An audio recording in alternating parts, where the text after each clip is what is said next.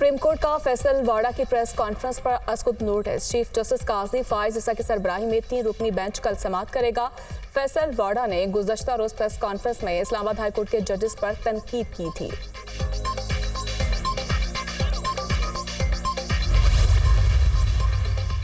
वफाकी वज़ीर दाखिला मोहसिन नकवी का कहना है कि मेरी तमाम जायदाद डिक्लेयर्ड हैं, मेरी अहलिया की लंदन में भी जायदाद है। लगता है मखसूस लोगों को टारगेट किया गया। अगर किसी ने गैर कानूनी तरीके से प्रॉपर्टी खरीदी तो इन्वेस्टिगेशन होनी चाहिए।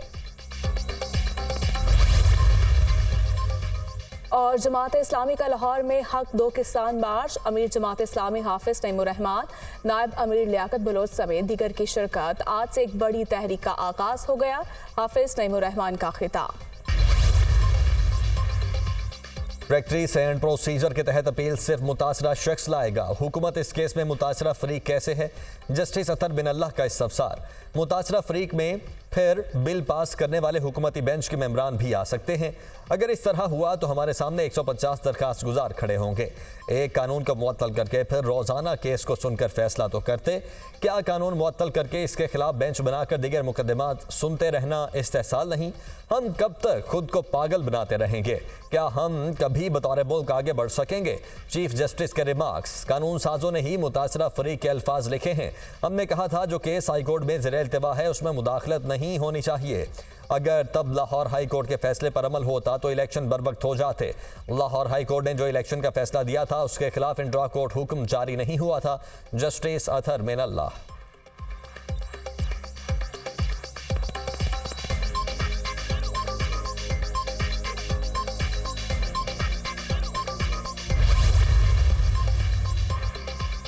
आपने जजेस को प्रॉक्सी के जरिए धमकाना शुरू कर दिया है। जस्टिस अतर बिन अल्लाह ने दौरान समाअत अटर्नी जनरल मंसूर अबान को रोस्ट्रम पर बुला लिया। क्या आप पगड़ियों के फुटबॉल बनाएंगे? जस्टिस अतर बिन अल्लाह का इस्तफसार। ये सब तौहीन आमेज था। अटर्नी जनरल मंसूर अबान का जवाब।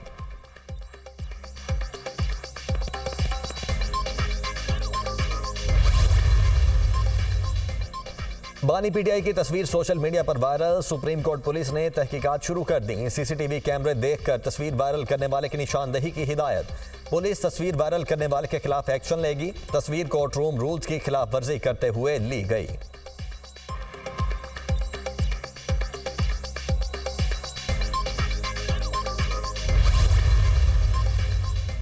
वज़ीर आज़म शहबाज शरीफ का नीलम जहलम हाइड्रो पावर प्रोजेक्ट का दौरा। मंसूबे पर ब्रीफिंग दी गई। वज़ीर आज़म ने कहा सस्ती बिजली के फ़रोग के लिए इक़दाम कर रहे हैं। प्रोजेक्ट पर पाकिस्तान के $5 अरब लग चुके हैं। जुलाई 2023 में इस मंसूबे में खराबी पैदा हुई। 2024 में दोबारा ये हादसे का शिकार हुआ। जहां कंक्रीट लगना थी वहां मड फिलिंग की गई। अरबों डॉलर खर्च हों और डिज़ाइन में फॉल्ट आ जाए, इससे बड़ी बदकिस्मती क्या हो सकती है? चंद माह के लिए यहाँ से बिजली की तरसील न हुई। सितंबर और अक्टूबर 2022 में इसकी रिपोर्ट आनी चाहिए थी। जिम्मेदारों का तयन होना चाहिए था। नहीं हो सकता मंसूबे पर $5 अरब लग जाएं और ये रिपोर्ट ना आए।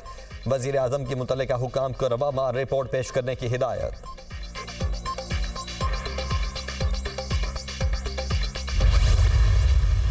बहुत तशवीशनाक दिन थे जहाँ पर एक तहरीक चल रही थी। उसमें बाज़ अनासर ऐसे थे, शरपसंद अनासर, जिनका मकसद सिर्फ एक था कि किसी तरीके से हम आज़ाद जम्मू कश्मीर में तोड़ फोड़ और इंसानी जानों का ज़या, एक पुलिस का, एक सिपाही और कुछ शहरी वो अल्लाह के प्यारे हो गए। ये बहुत अफसोसनाक वाक़या था। पाकिस्तान को कर्जों से आज़ाद करवाने के लिए दिन रात मेहनत करना होगी। आज़ाद कश्मीर में गुज़श्ता चंद रोज़ बहुत तशवीशनाक थे। एहतजाज में बाद शरपसंद अनासिर भी शामिल थे। शरपसंद अनासिर तोड़ फोड़, इंसानी जानों का ज़िया, जलाओ घेराव चाहते थे। मामला ख़त्म करने के लिए इजलास बुलाकर 23 अरब रुपए की रकम जारी की।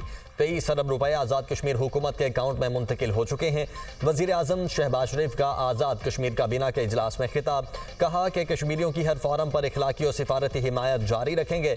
आज़ाद कश्मीर काबीना इजलास में पुलिस के शुहदा के लिए दुआए मगफिरत भी की गई। शुहदा के अहले खाना को इमदादी पैकेज देंगे। वज़ीर आज़म शहबाज शरीफ की यकीन दहानी।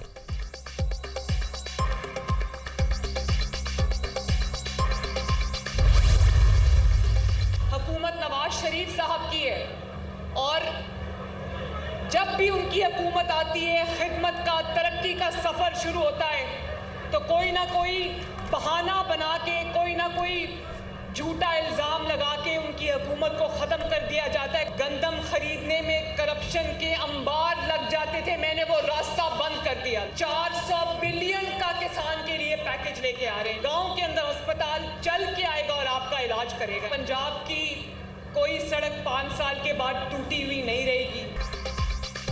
और 4 माह में 400 अरब का किसान पैकेज ला रहे हैं। किसानों को कर्जा नहीं लेना पड़ेगा। वजीर आला पंजाब का ऐलान। कहा, जब भी नून लीग की हुकूमत आती है साजिश करके हटा दिया जाता है। तरक्की का सफर शुरू होते ही करप्शन का बहाना बनाकर हुकूमतें खत्म की गईं। ऐसे शख्स की भी हुकूमत रही जो कहता था प्याज टमाटर के रेट पता करने नहीं आया। वजीर आला पंजाब मरियम नवाज का फूलनगर में अवामी इज्तिमा से खिताब। कहा कि गंदम खरीदारी में करप्शन का रास्ता रोक दिया। गंदम का कोई बहरान नहीं है। पंजाब में 590 सड़कें बनाने का मंसूबा बनाया है। 5 साल बाद सूबे में कोई सड़क टूटी हुई नहीं रहेगी। पंजाब का कोई ऐसा हॉस्पिटल नहीं होगा जहां मुफ्त इलाज की सहूलत नहीं होगी। अरकान असम्बली पुलिस अफसरान के तबादलों की सिफारिश करना बंद कर दें। जब सियासी बुनियाद पर पुलिस की पोस्टिंग होगी तो पुलिस परफॉर्म नहीं करेगी। आईने पाकिस्तान में जज बनने के लिए किसी और मुल्क की शहरियत या रिहाइश रखना नाअहलियत नहीं। किसी भी वकील से हाईकोर्ट का जज बनते वक्त दोहरी शहरियत की मालूमात नहीं मांगी जाती। इस्लामाबाद हाईकोर्ट के रजिस्ट्रार ऑफिस ने फैसल वावडा के खत का जवाब दे दिया। खत में कहा गया कि हाईकोर्ट की प्रेस रिलीज में वजाहत की गई थी कि जस्टिस बाबर सत्तार ने इस वक्त के चीफ जस्टिस को बताया था कि वो ग्रीन कार्ड रखते हैं। जस्टिस अतर मैनुल्लाह ने 6 जजेस के खत पर आज खुद केस की कार्रवाई में इस बात को वाजे किया। जस्टिस अतर मैनुल्लाह ने बताया कि जस्टिस बाबर सत्तार के ग्रीन कार्ड का मामला सुप्रीम जुडिशल काउंसिल में डिस्कस हुआ। खत के मुताबिक सुप्रीम जुडिशल काउंसिल ने डिस्कशन के बाद जस्टिस बाबर सत्तार को बतौर जज मुकर्रर करने की मंजूरी दी। फैसल वावडा ने जस्टिस बाबर सत्तार की जानिब से तैनाती से पहले ग्रीन कार्ड होल्डर होने की इंफॉर्मेशन फ्राहम करने का रिकॉर्ड मांगा था।